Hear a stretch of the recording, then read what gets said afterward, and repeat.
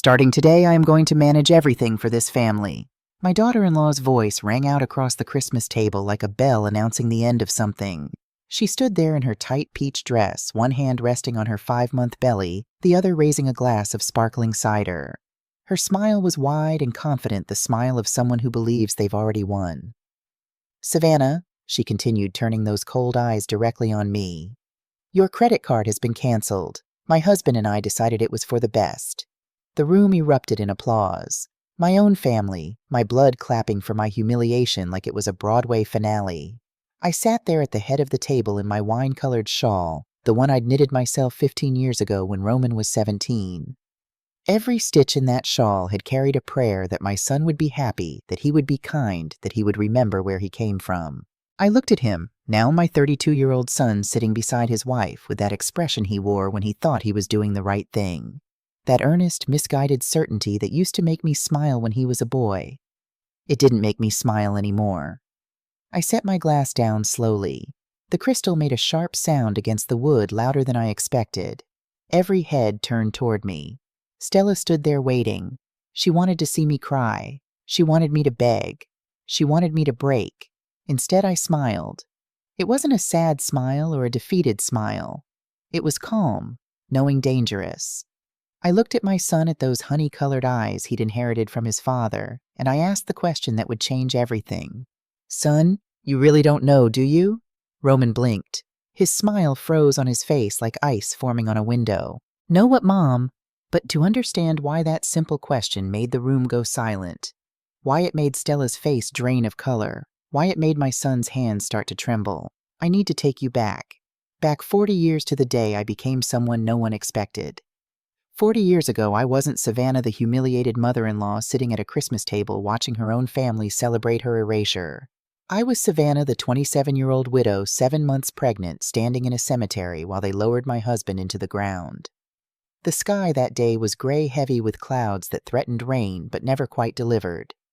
Just like James's promises, I remember thinking. He'd promised we'd grow old together. He'd promised our child would know their father. He'd promised a lot of things that died with him on that Tuesday afternoon when a truck ran a red light. I didn't cry at the funeral. Not because I didn't want to, but because I'd already cried myself empty 3 days earlier when the doctor had said, "I'm sorry, Mrs. Hartley. We did everything we could." What they couldn't do was bring back the man who'd been my partner for 6 years. What they couldn't do was erase the $50,000 in debt he'd left behind, a mountain of it all secured against our house. Our tiny, precious house with its creaking floors, and the garden where James had planned to build a swing set. 2 weeks after we buried him, Mr. Henderson from the hardware store knocked on my door. He was a kind man, uncomfortable in his Sunday suit, holding a crumpled piece of paper covered in handwritten numbers. "Mrs. Hartley," he said, not meeting my eyes. "I hate to come at a time like this, but it's $50,000. Your husband signed the house deed as collateral." I felt the floor tilt beneath my feet. $50,000 in 1985. That was more money than I'd ever seen in my life.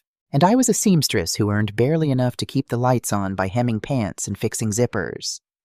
I closed the door. I walked to the living room. I sat down on the floor, not the couch, the floor, and I put my hand on my swollen belly. My baby kicked strong and insistent as if to say, "I'm here, I'm coming. What are you going to do about it?" And for the first time since James died, I spoke out loud. "Forgive me, baby," I whispered. "Your mama doesn't know how we're going to get out of this. But I swear on everything I have left, we're going to make it. I had no plan, I had no money, I barely had strength. But I had my grandmother's Singer sewing machine, the one she'd taught me to use when I was 8 years old.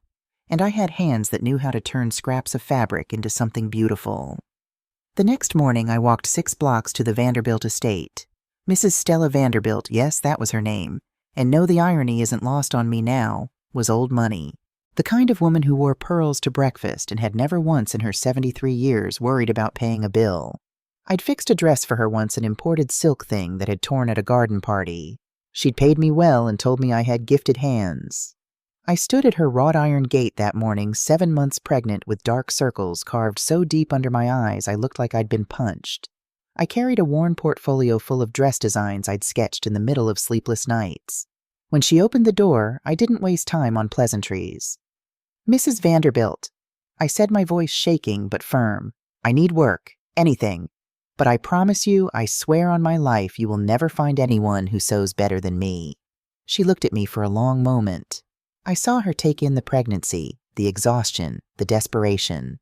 I waited for pity or dismissal. Instead, she smiled. Come in, child, she said. Let's have coffee. That afternoon changed everything, Mrs. E. Vanderbilt didn't just give me work. She gave me an education.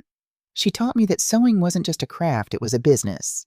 She explained profit margins, how to charge by design instead of by the hour, the importance of having clients who paid well instead of many clients who paid little. Savannah, she told me one afternoon while we drank tea in her garden surrounded by roses that probably cost more than my monthly rent. You have a gift, but a gift without strategy is like having gold without knowing you have it. She leaned forward, her blue eyes sharp despite her age. I'm going to invest in you. I'm going to lend you money to buy better machines, quality fabrics, rent a small workshop. And you're going to pay me back when you start earning. There's no rush, no interest, just one condition. Anything, I said. Never settle for being just a seamstress. Become a businesswoman.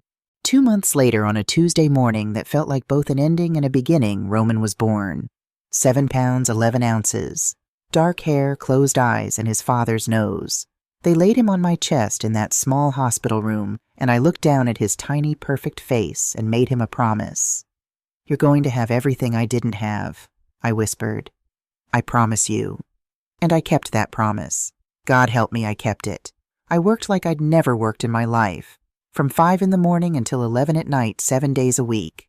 Roman slept in a cradle next to my sewing machine, lulled by the mechanical rhythm of the foot pedal and the whisper of thread through fabric. He grew up surrounded by scraps of silk and satin, by the smell of starch and the sound of scissors cutting through cloth. His first words were mama and button. His first steps were taken across a floor covered in pins that I'd frantically swept aside. With the money Mrs. Vanderbilt lent me, I opened my first workshop, Savannah's Fine Couture, in a small space downtown, wedged between a bakery and a laundromat. The rent was $300 a month, which felt like a fortune. I hired 2 girls from the neighborhood who knew how to sew, and I taught them everything Mrs. Vanderbilt had taught me. The first 6 months were brutal. There were nights I ate nothing but beans and bread so I could buy more fabric. Nights I cried in the bathroom after Roman went to sleep because I was so tired I could barely stand. Nights I wondered if I'd made a terrible mistake. But little by little, word spread. You have to go to Savannah, the society ladies whispered to each other at their garden parties and charity luncheons. That girl sews like an angel. And with every dress I delivered, every zipper I perfected, every hem I tailored to exact specifications, my reputation grew. 3 years after James died, I paid off the last dollar of his debt. Every cent. Down to the penny. Mrs. Vanderbilt came to the workshop the day I made that final payment. She hugged me tight, and I felt her old bones press against mine. I'm proud of you, child, she said. Now comes the hard part, growing. And I grew. I opened a second workshop, then a third. I started selling not just to individual clients, but to elegant boutiques across the city. I registered my trademark. Mrs. Vanderbilt introduced me to an accountant, to a lawyer who didn't look at me like I was wasting his time. She taught me about investments. The money you earn isn't for spending Savannah, she said. It's for making it grow. Buy properties, rent them out, create streams of income that flow even when you're sleeping. I didn't fully understand what she meant at first, but I learned. God, how I learned. When Roman was 8 years old, I bought my first commercial property, a small storefront on a well-located corner downtown. I rented it to a woman who sold groceries. Every month, like clockwork, $1,500 appeared in my account. Money I earned without sewing a single stitch.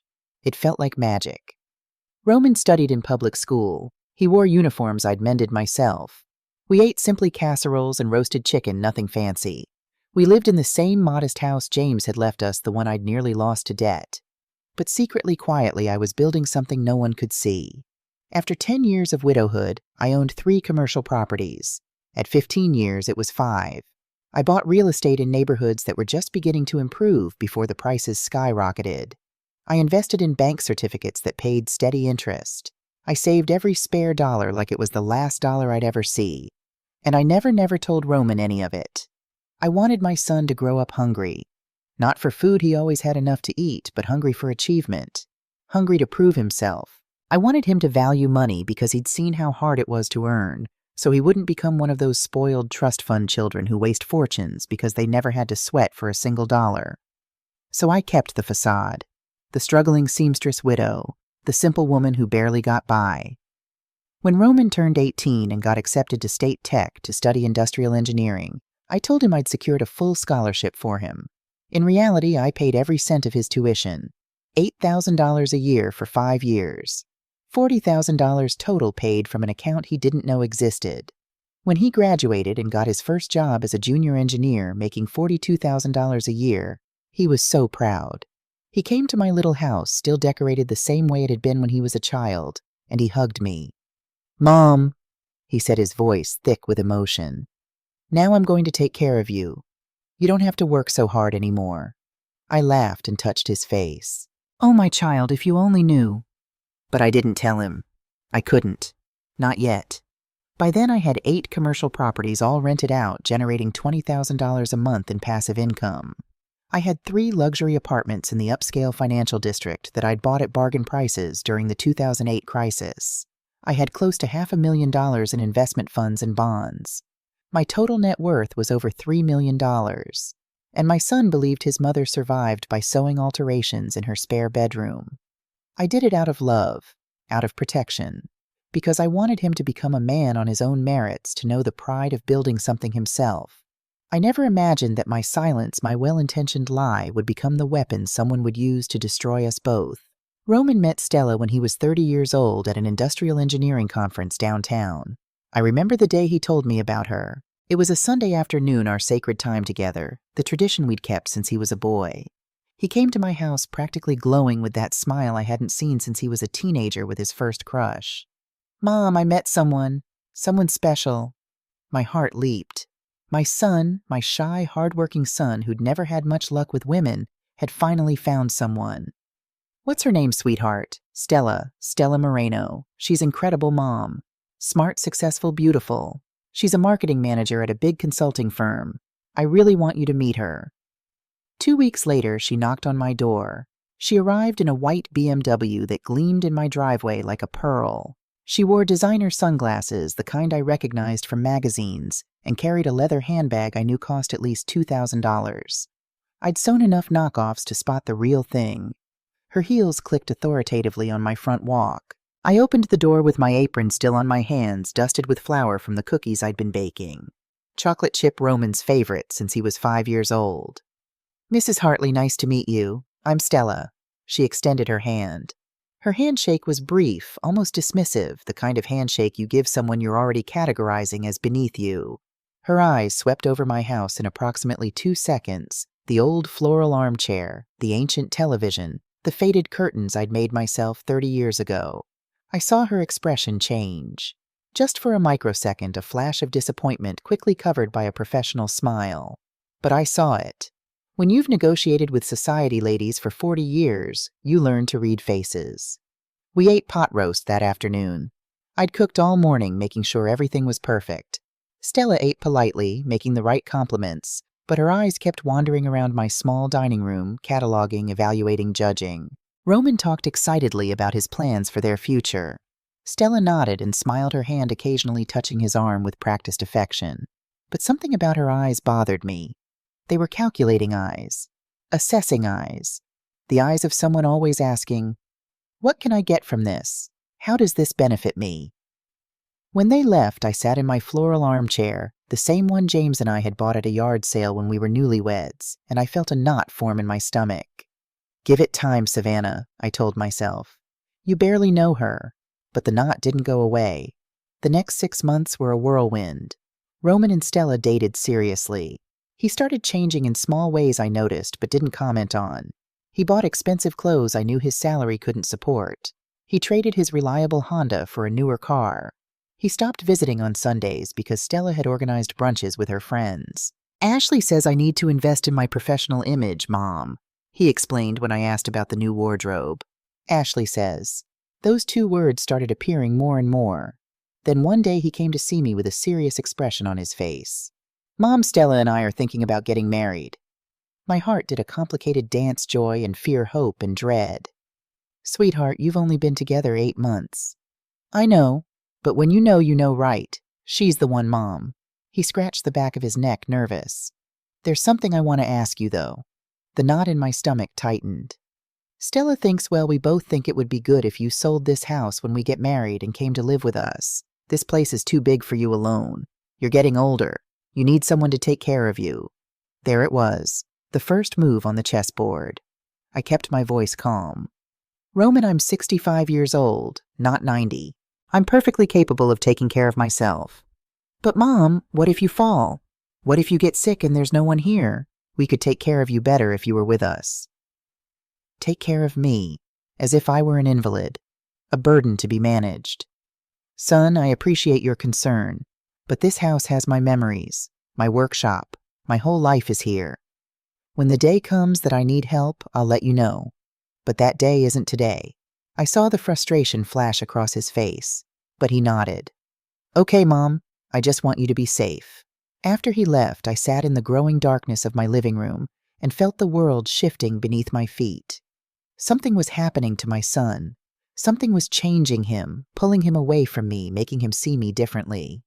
I knew somewhere deep in my bones that Stella was at the center of it, so I did what any mother would do. I called Mr. Thompson, my accountant.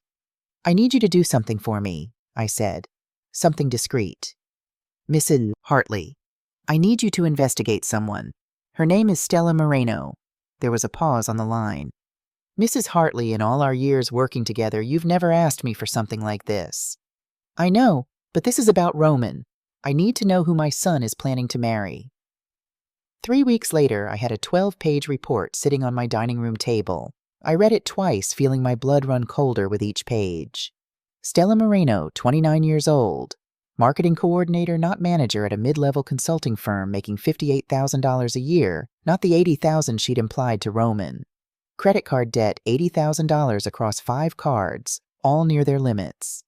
Family background. Her father had owned an auto parts distributor that went bankrupt when Stella was 23. They'd lost everything, the house, the cars, the comfortable life she'd grown up with. Her father was now unemployed. Her mother sold costume jewelry at flea markets to make ends meet. Her younger brother had struggled with substance abuse. They lived in a subsidized apartment in the rough part of town. Everything Stella had told Roman about her established family was a lie. The BMW was leased. The jewelry was borrowed from a cousin who worked at a jewelry store. The designer clothes were bought on credit she couldn't afford to pay back. She was drowning in debt and desperate for a life raft. And my son, my kind, stable, employed son with a mother she assumed had nothing looked like salvation. I sat at that table for hours, holding those pages torn between 2 choices. I could show Roman. I could hand him this report and watch his dreams shatter. I could protect him from marrying a woman who was lying to him about everything. Or I could stay silent. I thought about myself at Stella's age, desperate, scared, willing to do whatever it took to survive. I'd exaggerated my skills to clients. I'd worn my one good dress to every meeting to look more successful than I was. I'd created my own facade to build something better. Maybe Stella was doing the same thing. Maybe Roman's love could change her. Maybe she would find stability with him and stop chasing the ghost of the wealth she'd lost. Maybe I was wrong to interfere. I put the report in my safe and decided to wait. It was the biggest mistake of my life. Roman and Stella got married 3 months later in an elegant garden ceremony that cost more than my first year of business earnings. 150 guests, imported flowers. A dress that I knew, because I've been in the industry my entire life, cost at least $8,000. When Roman told me the price shamefaced, I'd simply smiled and said nothing. I attended in my best dress, one I'd sewn especially for the occasion. Champagne-colored silk with discreet embroidery along the neckline. Several guests asked me who had made it. I felt a small, bitter pride. During the reception, I overheard Stella talking with her friends near the bar. They didn't see me standing near the potted palm close enough to hear every word.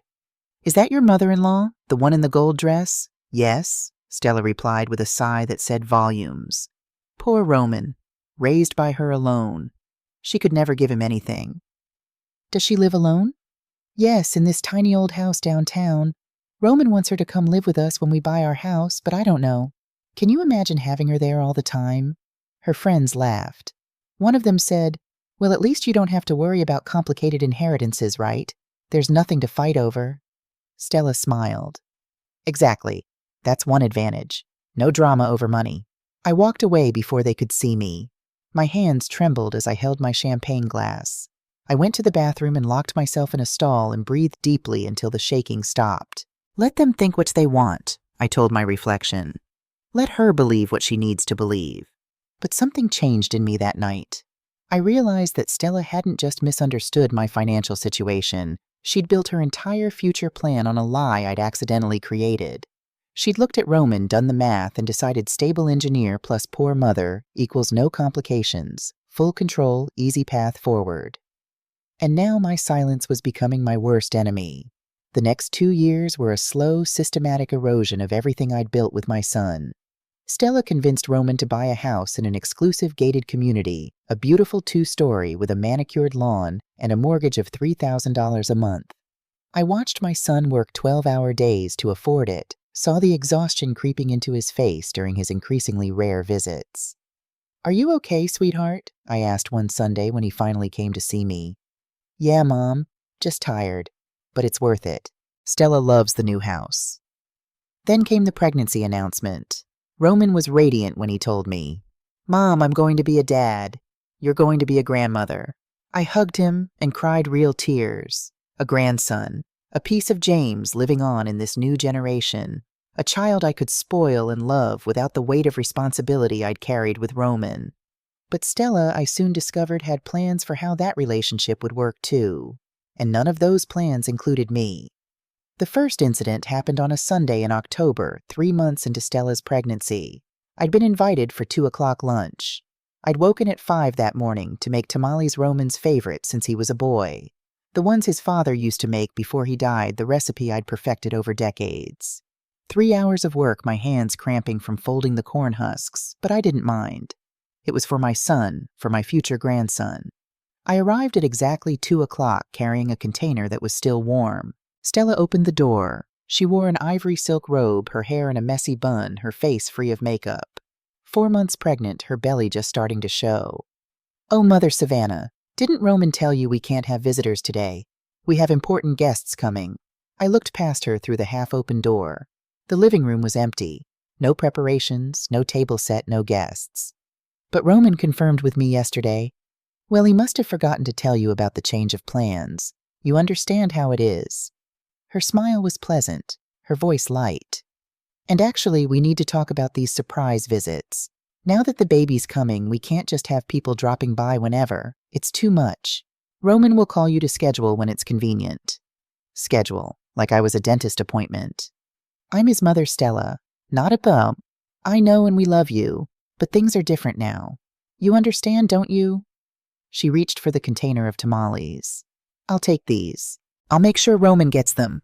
She took them from my hands like I was a delivery person, like I wasn't the woman who'd raised her husband alone for 30 years. I stood on that porch for a long moment, staring at the closed door, feeling smaller than I'd felt in decades. I took a taxi home. I didn't eat that day. The tamales I'd made stayed in my refrigerator for 3 days before I threw them away, spoiled and untouched.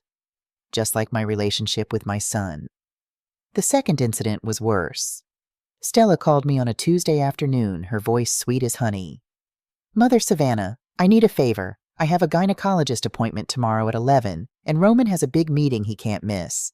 Could you take me, and maybe help me shop for some baby things afterward?" Something in my chest lifted. Maybe this was an olive branch. Maybe we could start fresh. "Of course, sweetheart. I'd love to." I arrived at 10:30 the next morning, punctual as always. I wore my good jeans and an embroidered blouse I'd made myself. I'd brought my purse with $300 cash, all I typically carried in case we needed anything for the baby. Stella came out dressed impeccably, a lavender maternity dress that probably cost more than my monthly grocery budget. Low heels, hair and makeup perfect. She looked at my outfit, and something flickered in her eyes.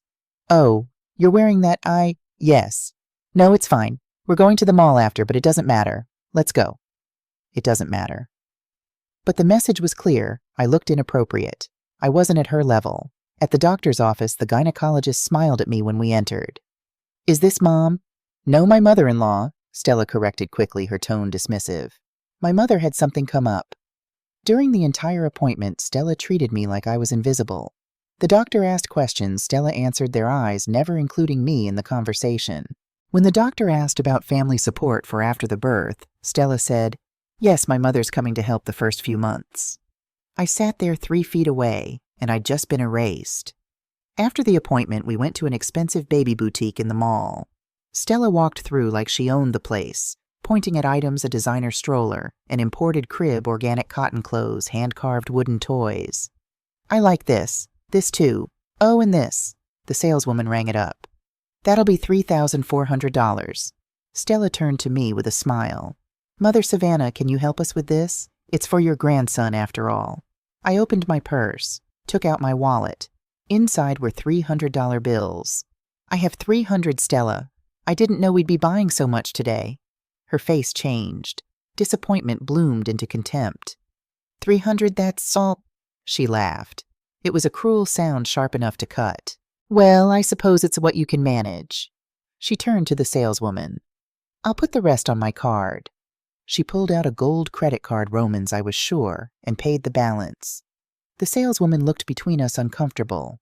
On the drive back, we didn't speak. She dropped me at my house without even getting out of the car. That night I sat in my small house and cried for the first time in years. Cried until there were no tears left. But the worst was still coming.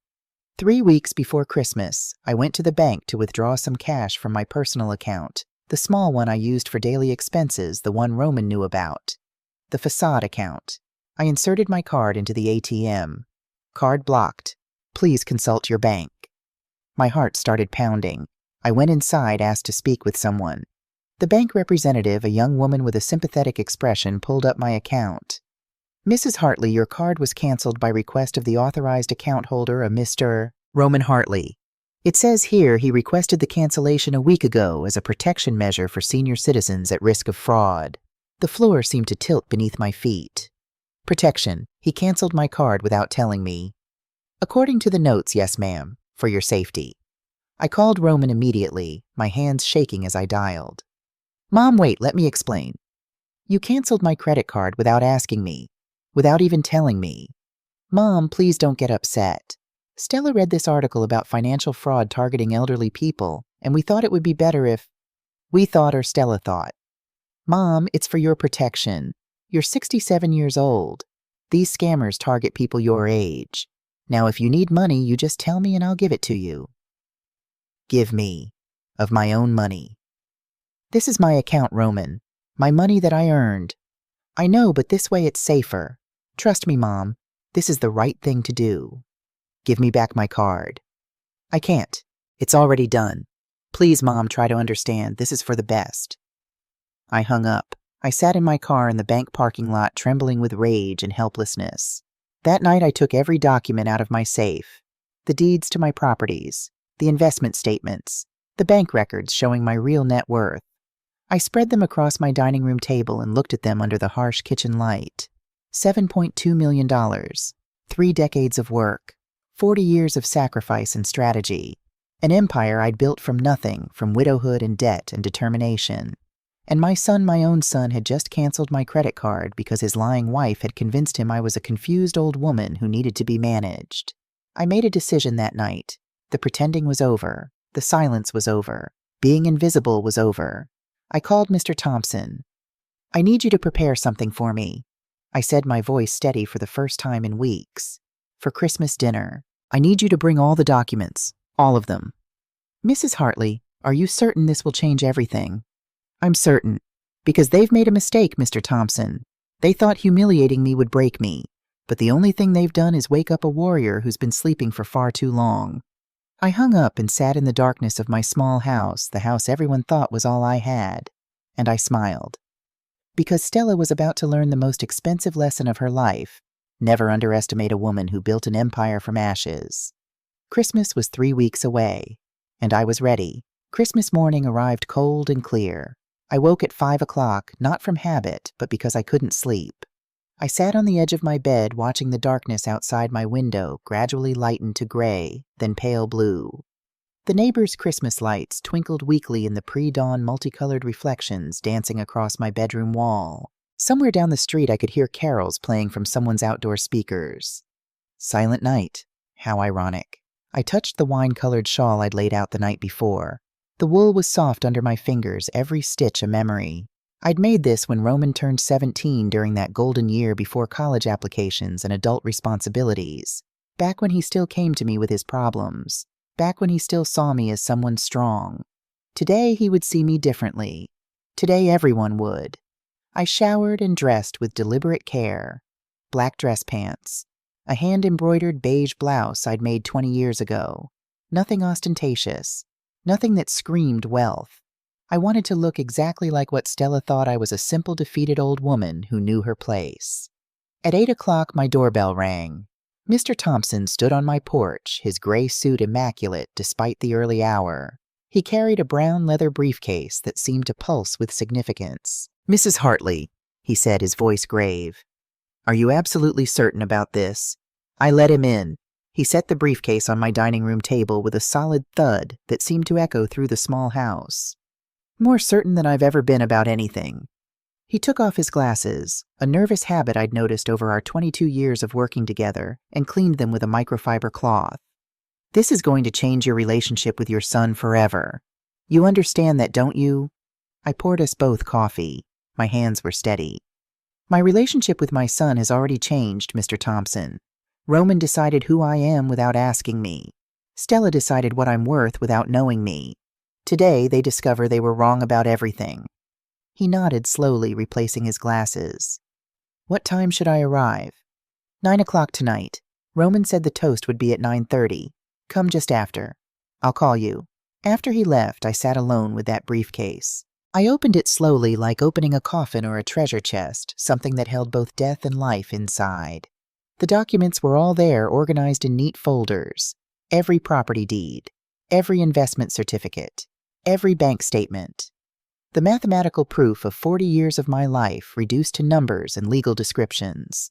I picked up the summary sheet Mr. Thompson had prepared Savannah Hartley. Asset Portfolio 8, Commercial Properties, $5 $100,000, 3 Residential Apartments, $3 $200,000, Investment Funds and Bonds, $2 $134,000, Business Assets, $400,000, Total Net Worth, 7, $234,000, Monthly Passive Income, $32,000. I stared at those numbers until they blurred. $7,234,000. And Roman knew about exactly none of it. I closed the briefcase and spoke to the empty room, to James, to God, to myself. "I wish you were here," I whispered. "I wish you could tell me if I'm doing the right thing." The silence was my only answer. It would have to be enough. I arrived at Roman's house at 6 o'clock in a taxi. The sun was already setting, painting the suburban sky in shades of orange and pink. Christmas lights lined every house on the street, each one trying to outdo the next in festive excess. Roman and Stella's house sat at the end of a cul-de-sac, a 2-story monument to mortgage debt and keeping up with the Joneses. White columns, double garage, professional landscaping. An inflatable Santa in the yard that was taller than I was. I stood on the sidewalk for a moment, carrying my container of fruit punch, the recipe I'd perfected over 30 years, apples and guavas and cinnamon, the taste of every Christmas Roman had ever known. In my other hand, I held a bag of wrapped presents for the baby who would arrive in March. Little clothes I'd sewn myself, blankets I'd knitted during sleepless nights. The door opened before I could ring the bell. "Mom, you're here." Roman stood in the doorway wearing the most ridiculous Christmas sweater I'd ever seen, bright red with a reindeer whose nose actually lit up. He hugged me, and for just a moment he smelled like my son again. Like the boy who used to help me fold fabric in my workshop, who used to fall asleep on my lap while I sewed. Then Stella appeared behind him. She wore a tight peach dress that showcased her 5-month belly, her hair falling in perfect waves over her shoulders. She looked radiant, powerful, like a queen greeting a peasant. "Mother Savannah," she said, her voice honey-sweet. "How wonderful you could come." The emphasis on could was subtle, but I heard it. A reminder that my presence here was a privilege, not a right. The house was already full. Roman's cousins had arrived early, Jake and Danny with their wives Sarah and Michelle, their kids running wild through the professionally decorated living room. The smell of roasted turkey filled the air, mixed with cinnamon and pine from the enormous Christmas tree in the corner. "Here, let me take that," Stella said, reaching for my fruit punch. She set it on the kitchen counter next to store-bought eggnog and sparkling cider in crystal decanters. My humble container looked shabby in comparison. "Savannah, so good to see you," Sarah called from the kitchen where she and Michelle were arranging appetizers on expensive serving platters. But neither of them came to hug me. Neither of them asked how I was. I was directed to the living room, to a hard wooden chair in the corner, the same chair they'd given me at Thanksgiving, at Roman's birthday, at every gathering for the past year. Not the comfortable armchair. Not the plush sofa. The chair that said, "You're here, but you're not really part of this." I sat and watched my family celebrate around me like I was a piece of furniture. The children ran past without acknowledging me. Jake and Danny talked about football and work, their conversation flowing around me like I was a rock in a stream. Sarah and Michelle laughed in the kitchen about something I couldn't hear. Stella held court in the center of it all, one hand on her belly, accepting compliments and congratulations like a celebrity at a premiere. And Roman, my son, my beautiful boy, moved between groups, making sure everyone had drinks, everyone had food, everyone was happy. Everyone except me. At 7:30, we sat down for dinner. The table was magnificent. Stella had outdone herself. White tablecloth, gold charger plates, candles in crystal holders. The turkey was perfectly golden, surrounded by mashed potatoes and green beans and cranberry sauce in a silver bowl. I was seated at the far end of the table next to 5-year-old Emma Jake's daughter, who spent the entire meal playing with her food and ignoring me. When the plates were served, I noticed mine had less turkey than the others. More vegetables, smaller portions. Like they were rationing me. Like I was a charity case they were feeding out of obligation. I ate in silence, listening to conversations that didn't include me. "Stella, this turkey is amazing. Did you brine it yourself? The nursery is going to be gorgeous. I saw the Pinterest board. Roman, you must be so excited about being a dad." I sat there chewing food that tasted like ash, watching my family celebrate a future that had no place for me in it. At 9 o'clock, Stella stood up. She tapped her crystal glass with a silver spoon. The ringing sound cut through the conversation like a blade through silk. Every head turned. The children stopped running. Even the Christmas music seemed to lower its volume. "Family," Stella began, her voice clear and confident. "It's time for a very important toast." My heart began to beat slower, heavier, like a countdown, like a death march. This was it. The moment I'd been dreading and anticipating in equal measure. Roman looked at his wife with such love, such trust. It broke my heart all over again. "Today we celebrate Christmas." Stella continued, her free hand resting on her belly in a gesture I'm sure she thought looked maternal. "But we're also celebrating something more important, a new beginning for this family." She paused, letting her words hang in the air like ornaments. "As you all know, in March, Roman and I will welcome our son into this world. This has made us think deeply about responsibility, about the future, about what kind of family we want to build for him." Nods around the table. Sarah murmured something approving. "And that's why Roman and I have made a very important decision." My hands gripped my napkin under the table. I could feel my pulse in my throat. "Starting today, I am going to manage all the finances of this family." The words landed like stones in still water ripples spreading outward. It's time someone young, someone with modern financial education, someone who understands today's economy took control of our resources. Roman has worked so incredibly hard. She placed her hand on his shoulder, squeezed, and he deserves someone who can optimize what we have, someone who can build security for our son. I watched faces around the table. Not shock, not concern, approval. Michelle nodded enthusiastically. "That's so smart, Stella. My mother-in-law could use someone to manage her money, too." Laughter, agreeing murmurs. Stella's eyes found mine across the table, locked on. Her smile widened. "Mother Savannah," she said, her voice dropping into a tone of practiced sympathy. "I know this might be difficult to understand, but at your age you really shouldn't have to worry about finances anymore. Bills, expenses, budgets, all of that is so stressful." She paused, her smile never wavering. "That's why this morning Roman and I canceled your credit card." Gasps, but not of outrage, of understanding, of approval. "It's for the best," Stella continued smoothly. "You're 67 years old. You've worked hard your whole life. You deserve to rest now, to not worry about money. If you need anything at all, you just ask us in advance and we'll take care of it for you." The room erupted in agreement. "What a loving gesture. You're so thoughtful, Stella. My mother needs someone to do that for her." Roman smiled, proud and certain, like he'd just solved a problem that had been plaguing him for months. I sat there watching this performance, this public execution of my dignity, and something inside me that had been bending for 2 years finally snapped. Not into pieces, into place. I picked up my glass, set it down on the table. The sound of crystal meeting wood rang out louder than I expected, cutting through the celebration like a gunshot. Every head turned toward me. Stella stood there frozen, mid-smile, glass still raised, waiting for my reaction, waiting for tears, for gratitude, for submission. I stood up slowly. My knees ached, 67 years of living in these bones, but I stood tall, straight back. Chin up, I looked at Roman, really looked at him, at those honey-colored eyes that used to look at me with pure, uncomplicated love, and I smiled. Not a sad smile, not a broken smile, a calm, knowing, dangerous smile. "Son," I said, my voice soft but carrying clearly in the sudden silence. "You really don't know, do you?" Roman's smile faltered, froze on his face like ice forming on glass. "Know what, Mom?" The atmosphere in the room shifted. I felt it like a change in air pressure before a storm. Stella stepped forward, her voice sharp with an edge of panic I'd never heard before. "Know what, Mother Savannah? What are you talking about?" I didn't answer immediately. I let the silence grow, let it fill the room like water filling a sinking ship. I looked at each face around the table. Sarah, Michelle, Jake, Danny, the cousins, the children who'd stopped playing to watch the adults. Every face recording this moment, every witness to what came next. I took out my phone, dialed. "Mr. Thompson, yes, you can come now. Bring the briefcase. The family is ready." I ended the call, slipped the phone back into my pocket. "What the hell is going on?" Stella demanded, her composure cracking. "Who's Mr. Thompson?"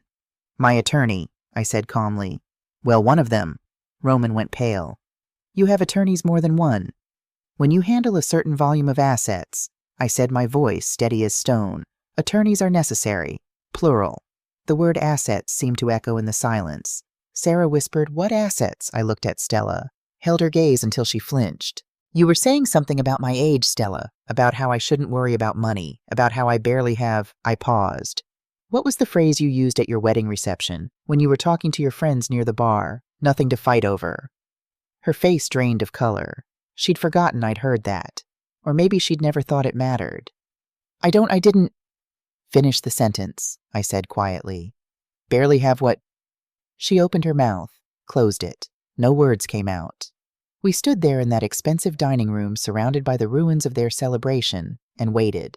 20 minutes had never felt so long. When the doorbell rang, Roman moved like a sleepwalker to answer it. Mr. Thompson stood in the doorway in his impeccable gray suit, brown leather briefcase in hand. He looked like what he was, expensive professional, unflappable. "Good evening, everyone," he said, his voice formal. "I'm Edward Thompson, attorney and financial advisor to Mrs. Savannah Hartley. I've had that honor for 22 years. 22 years. I let that number settle over the room like snow. He walked to the dining room table, set his briefcase down with a thud that made the wine glasses tremble. "Mrs. Hartley has asked me to provide the family with certain documentation. May I?" I nodded. He opened the briefcase and began laying out my life piece by piece on Stella's perfect white tablecloth. Property deeds first, one after another, like cards in a game where I held all the aces. Roman picked up the first one with shaking hands. "Read it." His face went from pale to white to gray. This says you own the Monroe Street Pharmacy. I bought it 18 years ago for $87,000, I confirmed. It's now valued at $890,000. I rent it to Dr. Martinez for $3,800 a month. He's a good tenant, always pays on time. Roman picked up another deed. Medical offices, 3 of them. In the Heights District, purchased in 2008 during the financial crisis. Bargain prices. They're worth $2.4 million combined now. Rental income of $8,400 monthly. Mr. Thompson continued laying out documents. Each one a revelation. Each one a bomb. Stella grabbed papers off the table, her hands shaking. A cafe, a stationery store, a beauty salon. All rented, I said. Passive income, Stella. Money that comes in whether I work or not, whether I'm sleeping or awake, whether I'm young or... I paused at my age. This can't be real, she whispered. This is fake. You're a seamstress. You live in that tiny house. You don't have... Mr. Thompson pulled out another folder. 3 luxury apartments in the financial district. Mrs. Hartley purchased these in partnership with the late Mrs. Vanderbilt in 2008. She inherited Mrs. Vanderbilt's share when she passed. Each apartment is currently valued at over $1 million. Each is rented to corporate executives for $4,000 per month. Sarah had her hand over her mouth. Michelle looked like she might be sick. Jake whispered, How much? How much is all of this? Mr. Thompson laid out the final document, the summary sheet, the one with all the numbers that told the story of my secret life. Roman picked it up. I watched his eyes move down the page, watched the numbers register, watched my son's world shatter and rebuild itself in real time. $7 million, he breathed. $7,234,000. The room was silent except for the ticking of Stella's expensive wall clock. Monthly income, Mr. Thompson added helpfully, of approximately $32,000, all declared to the IRS, all taxes paid in full, all perfectly legal. Roman looked at me like I was a stranger. Mom, I don't how... I walked toward him, took the paper from his trembling hands. This, my love, is who I really am. The seamstress widow that was only part of the story. The part I showed you because I wanted you to grow up hungry. Not for food, for achievement, for the pride of building something yourself. I held up the summary sheet. But this is what I built in the 40 years since your father died. This is what I created from $50,000 in debt and a Singer sewing machine. This is the empire I constructed while everyone thought I was just a simple old woman who barely got by. Stella made a sound half moan, half scream. But the house! You gave us your house. They said it was all you had. I turned to her, and I let her see everything in my eyes. All the hurt, all the rage, all the satisfaction of this moment. That house, I said slowly, the one you so generously allowed me to give you for my own protection, is valued at $580,000. It represents exactly 8% of my total net worth. The math hit her like a slap. I gave you crumbs, Stella. While you thought you were conquering a kingdom, I gave you the smallest, least significant piece. And you celebrated like you'd won everything. The silence in that dining room was so complete I could hear my own heartbeat. Could hear the Christmas tree lights humming in the corner. Could hear little Emma breathing through her mouth, wide-eyed and confused. Then Stella exploded. This is a trap, she screamed, her voice cracking into something shrill and desperate. You lied to us. You deceived us. You made us believe you were poor. Her face had gone from pale to red blotchy with rage and humiliation. Her hand clutched her pregnant belly like a shield. Her other hand swept across the table, scattering documents. You sat there in that pathetic little house wearing your homemade clothes, acting like you could barely afford groceries, and you were laughing at us the whole time. I kept my voice level calm, the eye of her hurricane. I never lied to you, Stella. Not once. You assumed. You looked at my house, my clothes, my life, and you made up a story. You decided who I was without ever asking. I never told you I was poor. I never asked you for money. I never claimed to need help. But you didn't tell us the truth either. No, I agreed. I didn't. And do you want to know why? I took a step toward her. She backed away. Because I wanted to see what kind of man my son would become without my money influencing him. I wanted him to build his own life, his own career, his own sense of worth. I wanted him to know the pride of earning something himself, not having it handed to him. My voice grew harder. And I wanted to see what kind of woman would love him, really love him, not his potential inheritance, not his mother's money, just him. The implication hung in the air like smoke. Stella turned to Roman, desperate now, her mask completely shattered. Don't listen to her. She's trying to manipulate you. Your mother is a liar who hid millions while watching you struggle. Struggle, I interrupted, my voice sharp as broken glass. Struggle. I felt something break loose inside me. 40 years of restraint. 40 years of careful control. Do you want to know what struggle is, Stella? Let me tell you. I took another step forward. She retreated until her back hit the wall. Struggle is being 27 years old and 7 months pregnant when they tell you your husband is dead. Struggle is standing in your living room while a man tells you that you're $50,000 in debt and about to lose your house. Struggle is eating nothing but beans for weeks so your baby can have formula. My voice rose with each sentence. Struggle is sewing wedding dresses until your fingers bleed, because if you stop working, you and your child will be homeless. Struggle is working 16-hour days while your baby sleeps in a basket next to your sewing machine because you can't afford childcare. I was in her face now, close enough to see the tears starting to form. You struggled because you couldn't buy the designer handbag you wanted, because your leased BMW wasn't actually yours, because you had maxed out 5 credit cards living beyond your means. That's not struggle, Stella. That's consequences. How do you... She stopped, her eyes widening. You investigated me. I pulled another document from Mr. Thompson's briefcase, the private investigation report. 1 year ago, when I started to suspect exactly what you were, I hired someone to find out the truth. Should I share what they discovered? No. Your father didn't just retire from the automotive business, did he? Stella, his company went bankrupt when you were 23. You lost everything. The house, the cars, the country club membership. Your mother doesn't work in estate jewelry. She sells costume jewelry at flea markets to help pay rent on a subsidized apartment. Stella's face crumpled. Around the table, I heard gasps. Your brother didn't take a gap year to find himself. He's been in and out of rehab for drug addiction. And that white BMW you drove to my house, leased at $495 a month, you can barely afford. The jewelry borrowed from your cousin Maria, who works at Brennan's Jewelers. The designer clothes purchased on credit cards that are now carrying, I checked the report, $187,400 in debt at interest rates between 24 and 28%. Stop! Stella screamed. Stop it. But I couldn't stop. 40 years of silence was pouring out of me like a flood. Everything you told my son about your established family, who fell on hard times but maintained their dignity, all lies. You didn't fall on hard times, Stella. You've been drowning in them. And you saw my son as a life raft.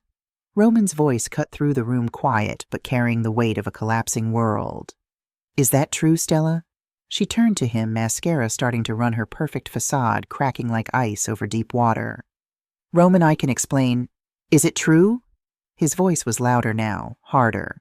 Did you lie to me about your family, about your mother, your father, everything?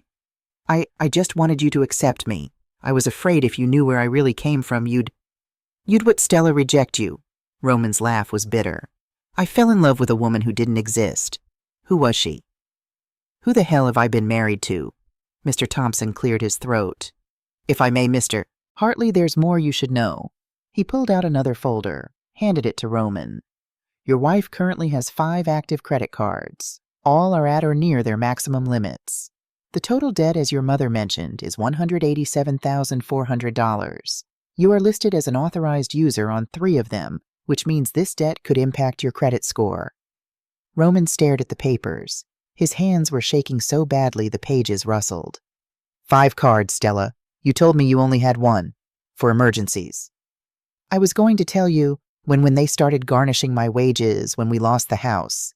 It's not that bad. Not that bad. Roman slammed the folder down on the table. Stella, we're already drowning. The mortgage is $3,000 a month. I'm working 12-hour days just to keep up. And you've been hiding nearly $200,000 in debt. Sarah and Michelle had gone silent, their earlier approval replaced by shocked horror. Jake was staring at Stella like she was a stranger. Danny had his hand over his mouth. I watched my son process betrayal in real time, and my heart broke for him, even as I knew this had to happen. Mr. Thompson spoke again, his voice professionally neutral. There's one more item, Mr. Hartley. I apologize, but your mother felt you needed to know everything. He handed Roman a single sheet of paper. Roman read it, went absolutely still. When he looked up at Stella, his face was that of a man who'd just discovered his entire life was built on sand. You were seeing someone before me, a married man named David Richardson. He was 45, married. He paid for your apartment, gave you an allowance of $3,000 a month. You were with him for 2 years. Stella's face went white. His wife found out and made him end it. 3 weeks later, you met me at that conference." Roman's voice was hollow now, scraped clean of emotion. 3 weeks, Stella. You were looking for a replacement in 3 weeks. That's not I didn't, Roman. I love you. Do you? He stood up the chair, scraping harshly against the floor. Because from where I'm standing, it looks like you needed someone stable, someone employed, someone with a mother you thought had nothing, so there'd be no complications, no family drama, just an easy path to middle-class security. That's not fair, isn't it? Roman turned to me. His eyes were red, but no tears fell. Mom, is there anything else? I looked at my son, at the man I'd raised to be honest, to be kind, to value truth above comfort. Just one thing, I said quietly. Ask her about the house. Ask her what she was planning. Roman turned back to Stella. What is she talking about? Stella shook her head frantically. Nothing. I don't know what... I hired a private investigator too, Stella, I said. Did you think I wouldn't find out you've been talking to real estate agents, that you've been planning to sell this house and use the equity to pay off your credit cards, that you were going to convince Roman to downsize to an apartment while you pocketed the difference? Is that true? Roman's voice was barely a whisper now. Stella's silence was answer enough. Roman walked to the window, stood there looking out at the Christmas lights on the houses across the street. When he spoke, his voice was so quiet we all leaned in to hear. Get out. What, yo? Get out of my house, tonight. Now. Go to your parents. Your real parents. The ones who live in that subsidized apartment you've been so ashamed of. Roman, please. Get out! The roar came from somewhere deep inside him. You lied about everything. Your family, your job, your past, the money. You manipulated me. You humiliated my mother, and you were planning to sell our house without telling me. He turned to face her, and I saw my son become a man I'd never seen before. Harder. Colder. If you don't leave now, I'm calling a lawyer tomorrow. But if you go quietly, if you give me space to think, maybe we can figure something out. For the baby's sake. Stella stood there for a long moment, tears streaming down her face. Then she grabbed her purse and her coat. She stopped at the door, turned back one last time. You're all going to regret this, she said, her voice venomous. Especially you, Mother Savannah. I'll make sure of it. The door slammed behind her. We heard her car start the engine, revving angrily, then the sound fading into the distance. The silence she left behind was deafening. One by one, the family made their excuses and left. Sarah and Michelle couldn't meet my eyes. Jake mumbled something about it being late, about the kids needing to get to bed. Danny shook Roman's hand awkwardly, didn't know what to say. Within 20 minutes, the house was empty except for Roman, Mr. Thompson, and me. Mr. Thompson packed up his documents quietly, efficiently. He touched my shoulder as he left. You did the right thing, Mrs. Hartley. Not the easy thing, but the right thing. After he left, Roman and I stood in the dining room surrounded by the ruins of the Christmas dinner. Half-eaten turkey, abandoned wine glasses, Stella's perfect table decorations now looking tawdry in the overhead light.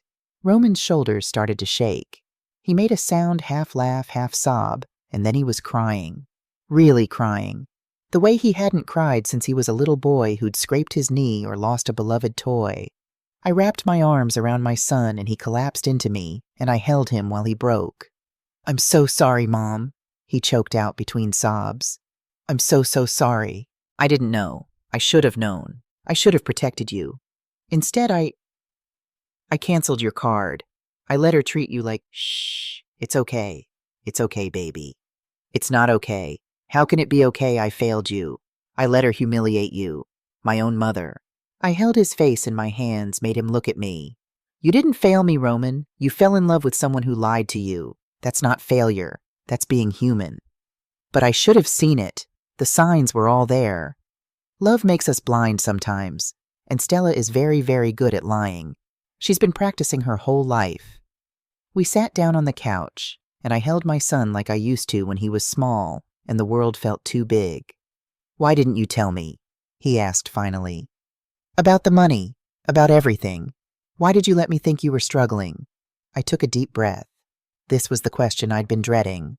After he left, Roman and I stood in the dining room surrounded by the ruins of the Christmas dinner. Half-eaten turkey, abandoned wine glasses, Stella's perfect table decorations now looking tawdry in the overhead light. Roman's shoulders started to shake. He made a sound, half laugh, half sob, and then he was crying. Really crying. The way he hadn't cried since he was a little boy who'd scraped his knee or lost a beloved toy. I wrapped my arms around my son and he collapsed into me and I held him while he broke. "I'm so sorry, Mom," he choked out between sobs. "I'm so sorry. I didn't know. I should have known. I should have protected you. Instead, I canceled your card. I let her treat you like, shh, it's okay. It's okay, baby. It's not okay. How can it be okay? I failed you. I let her humiliate you. My own mother." I held his face in my hands, made him look at me. "You didn't fail me, Roman. You fell in love with someone who lied to you. That's not failure. That's being human. But I should have seen it. The signs were all there. Love makes us blind sometimes. And Stella is very, very good at lying. She's been practicing her whole life." We sat down on the couch, and I held my son like I used to when he was small and the world felt too big. "Why didn't you tell me," he asked finally, "about the money, about everything? Why did you let me think you were struggling?" I took a deep breath. This was the question I'd been dreading. "Because I wanted you to build your own life. I wanted you to know what it felt like to earn something to struggle, for something to be proud of yourself, without my money overshadowing everything." I paused, choosing my words carefully. My mother died when I was young, and my father threw money at me instead of love. I had everything except what I needed someone to see me, to value me for who I was, not what I could provide. I didn't want that for you. "But Mom, I would have loved you anyway, money or no money." I know that now. But I also know that Stella wouldn't have. And maybe that was the real test. Maybe I needed to see who would love you when they thought there was nothing to gain. Roman was quiet for a long time. Then, "She's pregnant, Mom, with my son. I can't just abandon them." "I'm not asking you to. Being angry at Stella doesn't mean abandoning your child. You can be a good father without being her husband." "I don't know what to do." "You don't have to know tonight. Tonight you just need to breathe. Tomorrow we start figuring it out." The call came at 3 in the morning on March 15th. "Mom, it's time. The baby's coming." Roman's voice was tight with fear and excitement and 1,000 other emotions I couldn't name. "I'm on my way." I arrived at the hospital 40 minutes later. Roman was in the waiting room, pacing like a caged animal. "How is she?" "In labor. It's going fast. The doctor says maybe another hour." We sat together in those uncomfortable plastic chairs, drinking bad coffee from the vending machine, not talking about the elephant in the room, the divorce papers Roman had filed 2 weeks ago. Stella had moved back in with her parents. Roman had kept the house, but refinanced to buy out her share. The settlement was fair, he'd insisted on that, despite everything. She'd agreed to shared custody, to counseling, to drug testing, to make sure she stayed clean for the baby. It was all very civilized, very mature, very broken. At 9:43 in the morning, Matthew Roman Hartley came into the world. 7 pounds, 11 ounces, the exact same weight his father had been. Dark hair, closed eyes. Perfect. They let me into the room an hour later. Stella lay in the hospital bed, exhausted, her hair plastered to her forehead with sweat. She held the baby against her chest. Our eyes met.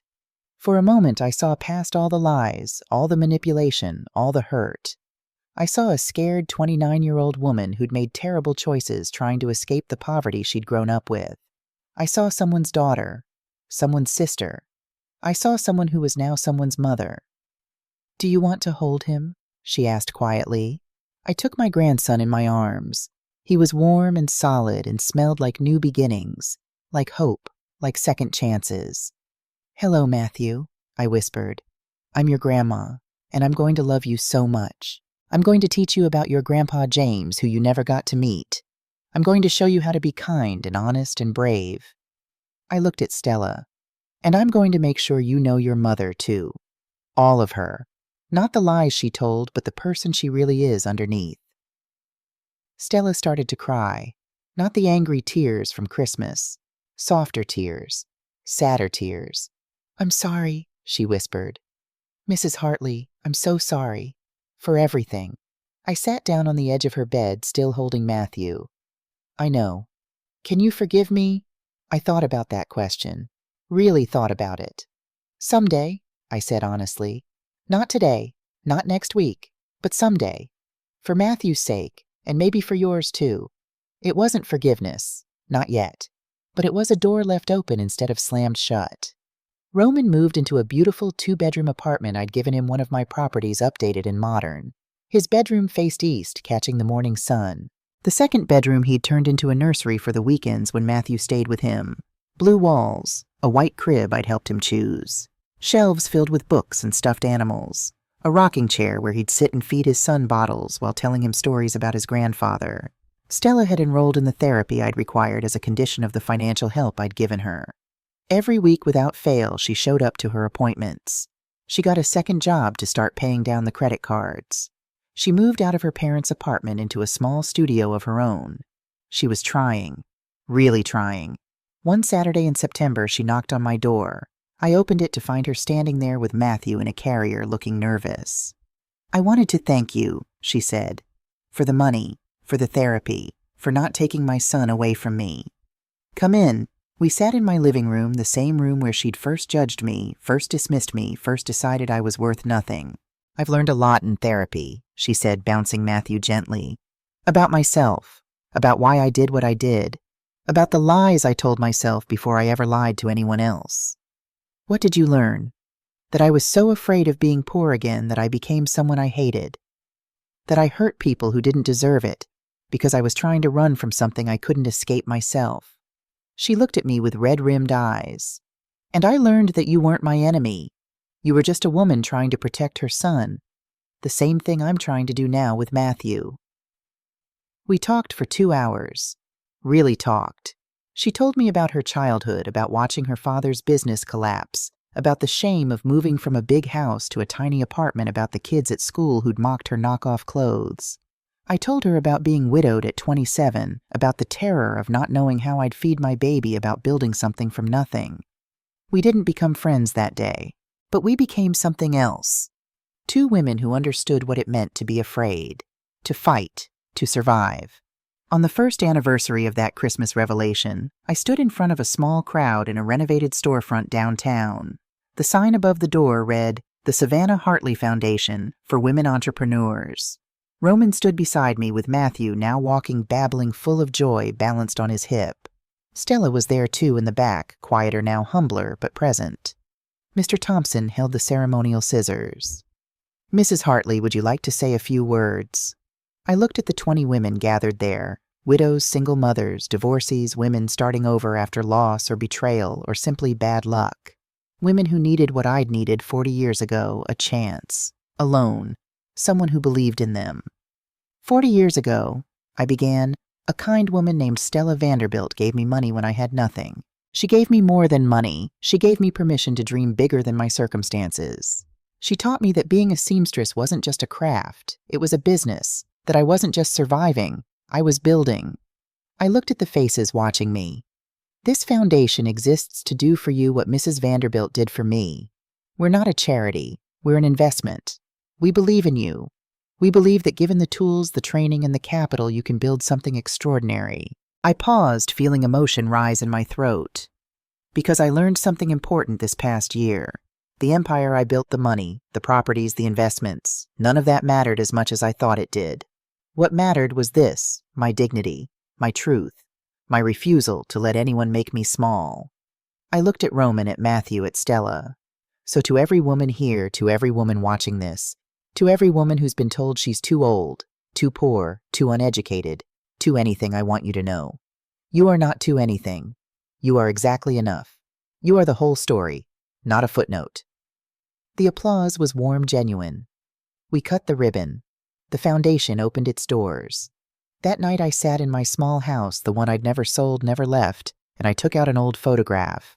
James and me, young and in love, standing in front of this very house when we'd first bought it. "We did it, my love," I whispered. "Our son is a good man. Our grandson will grow up knowing the truth. And your widow, she never stopped fighting." I put the photo away, turned off the lights, and went to bed. Tomorrow I had work to do. Women to help, an empire to use for good instead of just building for building's sake. Tomorrow I would wake up as Savannah Hartley, widow, seamstress, businesswoman, grandmother, fighter. But tonight I was just tired, content, at peace. I'd reclaimed my dignity. I'd told my truth. I'd set boundaries and demanded respect. And in doing so, I'd taught my son, and maybe even Stella, the most important lesson of all. Never let anyone write your story for you. The pen is always in your hand.